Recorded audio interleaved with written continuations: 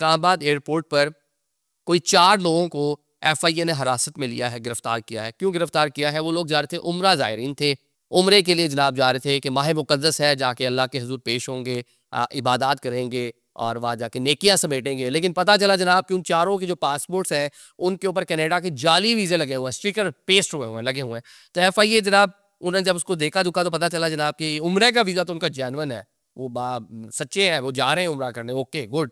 But जो Canada का visa है वो जाली है। तो उनको जनाब हिरासत में ले लिया, इन्वेस्टिगेशन की जा रही है। अमूमन लोग यहाँ से, पाकिस्तान से इस तरह बाहर जाएंगे, फिर आगे से कनाडा की फ़्लाइट लेने की कोशिश करेंगे, मतलब कोई ना कोई जुगाड़ लगाने की कोशिश करेंगे, कोई ना कोई 2 नंबरी, या फिर जिसने कोई जाली उनको ये लगा के दिया होगा उसने कहा होगा पाकिस्तान से फ्लाई नहीं करना, किसी दूसरी कंट्री से फ्लाई कर लेना। जो एजेंट वगैरह होते हैं वो भी सर के सब्ज़ बाग दिखाते हैं ना, शायद उनको सऊदीया के बाद उनको आगे कहते हैं कि अब आप आ जाएँ, ट्यूनिस आ जाएँ, आप लीबिया आ जाएँ। उनका भी कश्ती का प्रोग्राम होता है या किसी और नौइयत के इस तरह का प्रोग्राम होता।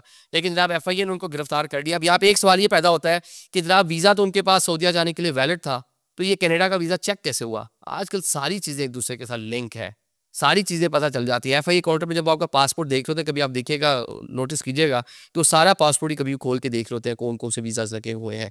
उनको शक गुजरा होगा, चेक किया होगा, तो पता चले चारों अफराद जाली वीज़े पे नहीं ट्रैवल कर रहे थे, लेकिन जाली वीज़ा उनके पासपोर्ट पे मौजूद था।